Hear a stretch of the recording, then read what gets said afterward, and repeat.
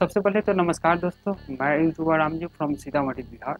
सबसे पहले तो मैं आपको बता दूं कि आप मुझे इस चैनल को बहुत महीनों बाद कह सकते हैं, बहुत महीनों बाद देख रहे होंगे, लगभग 2 महीनों बाद देख रहे होंगे। दरअसल बात ये था कि मैं कुछ ज़्यादा ही बिजी था। आपको मैं बताते चलूँ कि दुर्गा पूजा भी चला गया, दीपावली भी चला गया और छठ पवनी भी चला गया, और कितने लोग गाँव में जन्म भी ले लिए और कितने लोग मर भी गए। लेकिन काफ़ी दिनों बाद मैं इस चैनल पर आपको देखने को मिल रहा है। इसके पीछे बहुत सारे कारण हो सकते हैं, तो मैं आपको ज़्यादा कारण बताना नहीं चाहूँगा। एक्चुअली मैं एक वेबसाइट बना रहा हूँ और एक मेरा दूसरा चैनल भी है जिस पर मैं फैक्ट से रिलेटेड शॉर्ट वीडियो बनाता हूँ। तो इस सब की चर्चा हम बाद में करेंगे। इसी सब के कारण है कि मैं कुछ लेट वीडियो लाता हूँ, लेकिन अब आपको रेगुलर वीडियो देखने को मिलेगा। तो आप मेरे साथ जुड़े रहिए और नई नई टेक्निकल वीडियो मैं आपके साथ लाता रहूंगा।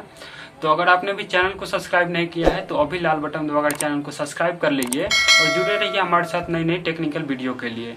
लगभग मैं उसका लॉन्चिंग जब करूंगा तो मैं आपको बता दूंगा। ऐसा मैं बता देता हूं कि नए साल के अवसर पर मैं उसका लॉन्चिंग करूंगा, वेबसाइट और दूसरा चैनल के बारे में भी आपको बताऊंगा। तो छोड़िए इस सब की चर्चा हम बाद में करेंगे। आज के इस वीडियो में आपको जो बताने वाला हूँ वो है ई श्रम कार्ड के बारे में। आज हम ई श्रम कार्ड के बारे में चर्चा करने जा रहे हैं कि ई श्रम कार्ड किस तरह से बनाया जाता है और किन किन को बनाना चाहिए ई श्रम कार्ड और किस तरह से बनाया जाता है, सारे प्रोसेस वीडियो में आपको बताऊंगा। तो मैं आपको बता देता हूं कि ई श्रम कार्ड बनाने के लिए आप खुद से भी बना सकते हैं और किसी CSC सेंटर के पास भी जाकर के आप बनवा सकते हैं। तो आज की इस वीडियो में आपको बताऊंगा कि किस तरह से आप अपना ई श्रम कार्ड खुद से बना सकते हैं। आपको मैं बता दूं कि ई श्रम कार्ड बनाते समय उसमें बैंक अकाउंट भी लिंक किया जाता है, जो कि उसके स्कीम के तहत जो भी पैसा आता है श्रम लोग को, तो सारा रुपया उसके ट्रांसफर कर दिया जाता है उसके बैंक अकाउंट में। तो आज की इस वीडियो में हम आपको किस तरह से ई श्रम कार्ड बनाया जाता है, चलिए स्टेप बाय स्टेप। ई श्रम कार्ड बनाने के लिए आपको सबसे पहले इस पेज पर आना होगा। इस पेज का लिंक मैंने डिस्क्रिप्शन में दे दिया है, वहां पर आप क्लिक कीजिएगा तो डायरेक्ट आप इस पेज पर चले आइएगा। सबसे पहले तो मैं आपको बता देता हूँ कि ई श्रम कार्ड बनाने के लिए आपको कौन कौन से डॉक्यूमेंट लगेगा। तो सबसे पहला कि आधार नंबर लगेगा, यानी कि आधार कार्ड, और दूसरा कि आधार कार्ड के साथ जो मोबाइल नंबर लिंक होगा वो मोबाइल नंबर भी लगेगा, क्योंकि उस पर OTP जाएगा। अगर आपके आधार कार्ड के साथ मोबाइल नंबर नहीं जुटा हुआ है या आपका मोबाइल नंबर एक्टिव नहीं है तो यहाँ से आप ई श्रम कार्ड नहीं बना सकते हैं। ई श्रम कार्ड वो आप कैसे बना सकते हैं, अगर आपका मोबाइल नंबर ऐड नहीं है या एक्टिव नहीं है तो आप कैसे बना सकते हैं, उसका चर्चा मैं बाद में करूंगा। तो ये होना चाहिए, और तीसरा होना चाहिए कि आपको बैंक अकाउंट होना चाहिए, और चौथा होना चाहिए कि आपकी उम्र 16 साल से 59 साल के बीच होनी चाहिए। अगर ये 4 को एलिजिबिलिटी आप में है तो आप ई श्रम कार्ड बना सकते हैं। तो चलिए मैं आपको स्टेप बाय स्टेप बताता हूँ किस तरह से आपको फॉलो करना है। सबसे पहले आपको राइट साइड में यहाँ पर देखने को मिलता है सेल्फ रजिस्ट्रेशन। रजिस्ट्रेशन करने के लिए सबसे पहले तो आपको यहाँ पर अपना मोबाइल नंबर डालना है, और वही मोबाइल नंबर डालना है जो आपके आधार कार्ड के साथ लिंक है। तो यहाँ पर अपना मोबाइल नंबर डाल दीजिएगा, ये वाला कैप्चा यहाँ पर फिलअप कर दीजिएगा। उसके बाद ये सब में को आपको कुछ नहीं करना है, नो ही रहने देना है। उसके बाद यहाँ पर आपको सेंड OTP लिख रहा है, इस पर आपको क्लिक कर देना है। आपके मोबाइल नंबर पे एक OTP गया हुआ जो कि यहाँ पर आपको डाल देना है। उसके बाद आपको सबमिट पर क्लिक करना है। उसके बाद यहाँ पर आपको आधार नंबर डाल देना है। जैसे ही आप आधार कार्ड का नंबर यहाँ पर डालते हैं वैसे ही ऑटोमेटिक यहाँ पर अरेंज हो जाएगा उसका नंबर। उसके बाद यहाँ पर आपको कंसेंट देना है, एग्री पर क्लिक करना है। इसके बाद आपको यहाँ पर सबमिट पर क्लिक करना है। उसके बाद आपका डिटेल खुलकर यहाँ पर चला आएगा, जो कि आपके आधार कार्ड में होगा वैसा ही आपके यहाँ पर डिटेल खुल कर चला आएगा। तो यहाँ पर इसको देख लेना है। उसके बाद यहाँ पर आपको कंटिन्यू टू इंटर पर क्लिक करना है। यहाँ पर आपसे इमरजेंसी मोबाइल नंबर मांगा जा रहा है, तो ये आप देना चाहते तो दे सकते हैं, अगर नहीं देना चाहते तो छोड़ भी सकते हैं। तो चलिए मैं छोड़ देता हूँ। यहाँ पर आपसे ईमेल ID मांगा जा रहा है, अगर आप देना चाहते तो दे सकते हैं, नहीं देना चाहते तो छोड़ सकते हैं, क्योंकि यह नेसेसरी नहीं है। इसमें आप देख सकते हैं जो भी रेड मार्क से स्टार मार्क लगा हुआ है उसी को सिर्फ भरना जरूरी है। तो जिसमें आप रेड मार्क से स्टार मार्क देख रहे हैं उसको आप भर दीजिएगा, अन्यथा आप छोड़ भी सकते हैं जिसको नहीं भरना है। तो चलिए मैं जल्दी जल्दी भर देता हूँ। तो सबसे पहले तो यहाँ पर आपको ईमेल ID डालना चाहते तो डाल सकते हैं, अगर नहीं डालना चाहते तो छोड़ सकते हैं। यहाँ पर लिखा हुआ है मैरिड स्टेटस, तो यहाँ से अपना मैरिड स्टेटस चूज कर लीजिएगा कि आपकी शादी हो गई है या नहीं हुई है। नेवर मैरिड का मतलब होता है कि आपकी शादी नहीं हुई है, मैरिड का मतलब होता है आपकी शादी हो गई है, और विंडो का मतलब होता है कि आपकी शादी हो गई है बट आपकी मृत्यु भी हो चुकी है, और डिवोर्स का मतलब होता है कि आपकी शादी हो जाने के बाद डिवोर्स ले चुके हैं आप। तो यहाँ पर आप जो ऑप्शन चूज करना चाहते हैं कर सकते हैं। चलिए मैं चूज कर लेता हूँ। उसके बाद यहाँ पर आपको अपने फादर का नाम लिखना है, यानी पिताजी का नाम लिखना है। यहाँ पर आपको कैटेगरी चूज करना है कि आप ST के अंतर्गत आते हैं कि SC के या OBC के अंतर्गत। तो आप यहाँ से कैटेगरी चूज कर लीजिएगा। उसके बाद यहाँ पर आपको जैसे ही कैटेगरी चूज करते हैं, अगर आप SC या ST कैटेगरी चूज करते हैं तो यहाँ पर आपको सोशल कैटेगरी सर्टिफिकेट लगाना पड़ता है। अगर आप यहाँ से जनरल चूज कर लेते हैं तो आपको नहीं लगाना पड़ता है, क्योंकि यहाँ पर आरक्षित और अनारक्षित के बारे में बता रहा है। तो अगर आप आरक्षित है यानी SC ST के अंतर्गत आते हैं तो आपको आरक्षण मिलता है, इसलिए आपको जो भी सिलेक्ट करना है यहाँ से कर लीजिएगा।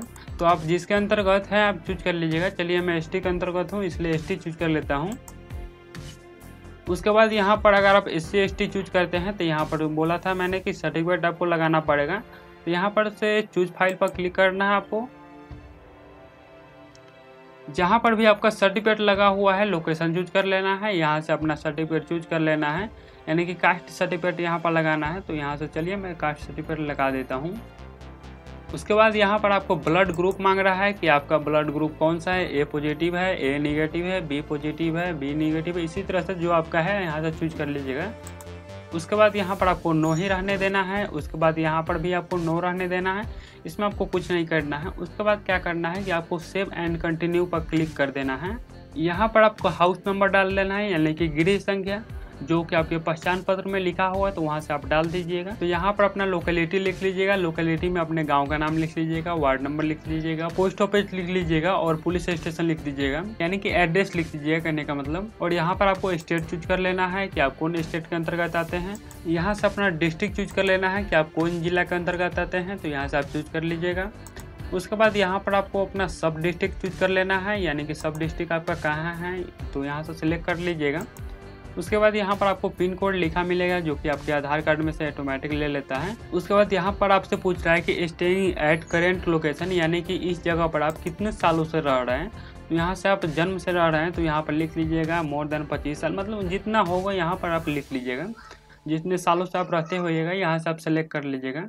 तो चलिए मैं सेलेक्ट कर लेता हूँ। उसके बाद यहाँ पर आपको कुछ नहीं कर रहा है, यहाँ पर आपसे पूछ रहा है कि is permanent address same as current address, यानी कि क्या आपका परमानेंट एड्रेस जो है आपके करेंट एड्रेस के सेम है, यानी कि जैसा है। अगर आपका परमानेंट एड्रेस और करेंट एड्रेस सेम होगा तो आपको इस पर टिक लगा देना है जो कि आपको लगा हुआ है। अगर आपका परमानेंट एड्रेस कोई और है और करेंट एड्रेस कोई और है तो यहाँ पर आप टिक मार्क हटा सकते हैं। उसके बाद यहाँ पर आपको डिटेल भरना होगा, लेकिन मेरा सेम है तो मैं यहाँ पर टिक मार्क रहने देता हूँ। उसके बाद यहाँ पर आपको कुछ नहीं करना है, यहाँ पर आपको सेव एंड कंटिन्यू पर क्लिक कर देना है। यहाँ पर आपसे एजुकेशन क्वालिफिकेशन मांग रहा है तो यहाँ पर आपको ये सिलेक्ट करना है और यहाँ पर से अपना क्वालिफिकेशन चूज कर लेना है कि आपका क्वालिफिकेशन क्या है। आप प्राइमरी है या मिडिल क्लास में पढ़ते हैं या सेकेंडरी में पढ़ते हैं या हायर सेकेंडरी में पढ़ते हैं।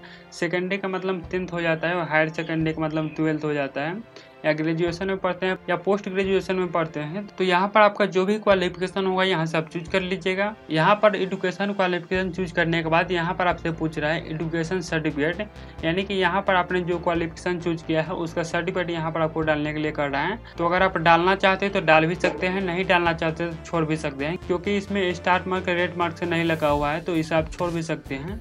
क्योंकि मैंने आपको बताया था कि जो इसमें रेड मार्क से स्टार मार्क लगा हुआ है उसी को भरना सिर्फ जरूरी है। अगर इसमें रेड मार्क्स नहीं लगा हुआ है तो भरना जरूरी नहीं है, तो इसे आप छोड़ भी सकते हैं। यहाँ पर आपसे पूछ रहा है कि मंथली इनकम, तो यहाँ पर आप जितने भी महीना में कमाते होइएगा यहाँ से आप डाल लीजिएगा 10,000 से नीचे या 10,000 से 15,000 के बीच में या 15,000 से 18,000 के बीच में। तो आपको जो भी होगा यहाँ से आप चूज कर लीजिएगा। उसके बाद यहाँ पर आपको इनकम सर्टिफिकेट डालने के लिए कह रहा है, तो अभी आप डालना चाहते हैं तो डाल सकते हैं, नहीं डालना चाहते तो छोड़ सकते हैं, क्योंकि इसमें भी जरूरी नहीं है देना, तो इसे आप छोड़ भी सकते हैं। उसके बाद यहाँ पर आपको सेव एंड कंटिन्यू पर क्लिक कर देना है। उसके बाद आपके सामने ऑक्यूपेशन एंड स्किल्स का ऑप्शन आ गया है, यानी कि आपका पेशा क्या है, आप क्या करते हैं, तो उसका डिटेल यहाँ पर भरना होगा आपको। तो यहाँ पर सबसे पहले प्राइमरी ऑप्शन पूछ रहा है कि आपका पहला जो पेशा था क्या था, तो यहाँ पर सर्च करना है आपको। सबसे पहले तो मैं आपको बताता हूँ, यहाँ पर लिखा हुआ है click to view NCO codes list, तो इस पर आपको क्लिक करना है। उसके बाद आपके सामने NCO का कोड लिस्ट चला आएगा जो कि यहाँ पर आप देख सकते हैं। तो यहाँ पर लिखा हुआ है व्यवसाय परिवार का नाम, तो यहाँ पर देख लीजिएगा आप जो काम करते हैं वो काम यहाँ पर लिखा हुआ है, उसका ही इंग्लिश में यहाँ पर नाम लिखा हुआ है।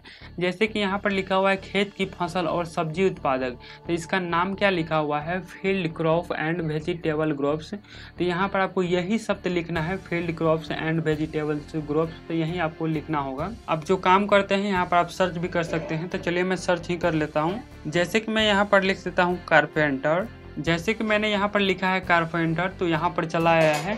बढ़ई और जोड़ने वाले निर्माण, तो इसी का आपको लिखना होगा वहाँ पर। तो चलिए मैं लिख लेता हूँ। देखिए जैसे कि मैंने यहाँ पर लिखा कारपेंटर, तो इसके सामने यहाँ पर चला है कारपेंटर ज्वाइनर, इस पर आपको क्लिक कर देना है। उसके बाद यहाँ पर आपसे एक्सपीरियंस पूछ रहा है कि आपने कितने वर्षों से काम किया है, तो जितने वर्षों से आप काम किए होइएगा उसको यहाँ पर लिख देना है। तो चलिए मैं लिख लेता हूँ। उसके बाद यहाँ पर आपको सेकेंडरी का ऑप्शन पूछ रहा है, तो यहाँ पर अगर देने का मन है तो दे भी सकते हैं, यानी कि आपका दूसरा पैसा क्या है, तो यहाँ पर आप दे भी सकते हैं, नहीं भी दे सकते हैं, छोड़ भी सकते हैं। तो चलिए मैं इन सब को छोड़ देता हूँ। तो इतना भरने के बाद इसके बाद क्या हिसाब आप छोड़ भी सकते हैं, क्योंकि इस सब का भरना जरूरी नहीं है। इसके बाद आपको क्या करना है कि यहाँ पर सेव एंड कंटिन्यू का ऑप्शन दे रहा है, इस पर आपको क्लिक कर देना है। उसके बाद यहाँ पर आपको सामने बैंक अकाउंट डिटेल आ जाएगा, तो यहाँ पर आपको बैंक अकाउंट का डिटेल देना होगा। तो सबसे पहले तो यहाँ पर आपको कह रहा है बैंक अकाउंट नंबर, तो यहाँ पर आपको बैंक अकाउंट नंबर डाल देना है। यहाँ पर कह रहा है कि कन्फर्म बैंक अकाउंट नंबर, यानी कि फिर से यहाँ पर आपको बैंक अकाउंट नंबर डाल देना है, कन्फर्म करने के लिए कह रहा है। उसके बाद यहाँ पर आपको अकाउंट होल्डर का नेम लिख देना है, आपका जो पासबुक पर नाम होगा वो नाम यहाँ पर लिख दीजिएगा। उसके बाद यहाँ पर आपको IFSC कोड लिख देना है, जो कि आपके पासबुक में दिया होगा, तो वहाँ से आप लिख लीजिएगा।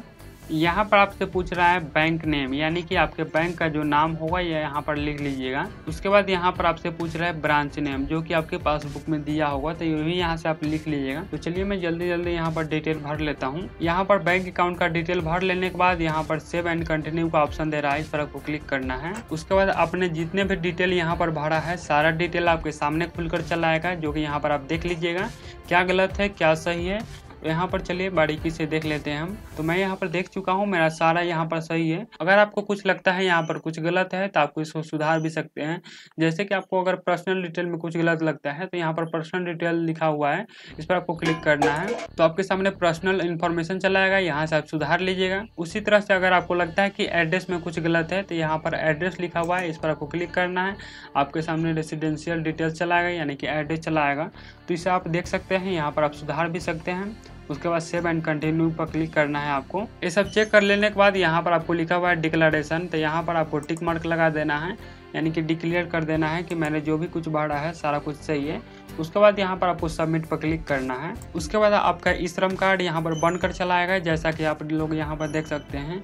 ये बिल्कुल आधार कार्ड की तरह ही लग रहा है। अगर आप इसे प्रिंट करना चाहते हैं तो प्रिंट भी करवा सकते हैं। अगर आप इसे डाउनलोड करना चाहते हैं तो यहाँ पर डाउनलोड ऑप्शन दिया हुआ है, यहाँ पर आपको क्लिक करना है। तो दोस्तों मेरा ई श्रम कार्ड डाउनलोड हो चुका है। फाइनली मैं आपको बता दूं कि ई श्रम कार्ड को आपको डाउनलोड करके रख लेना है। अगर आप प्रिंट कराना चाहते हैं तो आप प्रिंट भी करवा सकते हैं। आपको किसी CSC सेंटर के पास जाना है और वहाँ पर बोलना है इसे प्रिंट कर देने के लिए, तो इसे आप प्रिंट भी करवा सकते हैं। दोस्तों आपने तो वीडियो में देखा कि किस तरह से आधार कार्ड के साथ जब मोबाइल नंबर लिंक होता है तो ई श्रम कार्ड बनाया जा सकता है। लेकिन अब मैं बात करने वाला हूँ कि अगर आपके मोबाइल नंबर लिंक नहीं है आधार कार्ड के साथ, तो आप किस तरह से ई श्रम कार्ड बना सकते हैं। जब आपके आधार कार्ड के साथ मोबाइल नंबर लिंक नहीं हो या आपका मोबाइल नंबर एक्टिव नहीं हो, तो आप किसी CSC सेंटर के पास जाइएगा, उसको बोलिएगा कि आपका ई श्रम कार्ड बना दें, वो आपका ई श्रम कार्ड बना देगा, क्योंकि उसके पास CSC ID होता है। और जब ID पर लॉगिन करता है तो वहां पर आपको मोबाइल नंबर की जरूरत नहीं पड़ती है।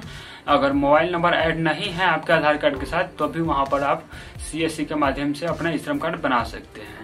तो दोस्तों ये वीडियो आपको कैसा लगा आप नीचे कमेंट सेक्शन में जरूर बताइएगा। और इस तरह के वीडियो देखने के लिए आप मुझसे जुड़े रहिए। मैं आपके साथ नए नए टेक्निकल वीडियो लाता रहता हूँ और जल्दी उस वेबसाइट और दूसरा चैनल के बारे में बताने वाला हूँ, तो आप मेरे साथ जुड़े रहिए। तो थैंक यू फॉर वॉचिंग।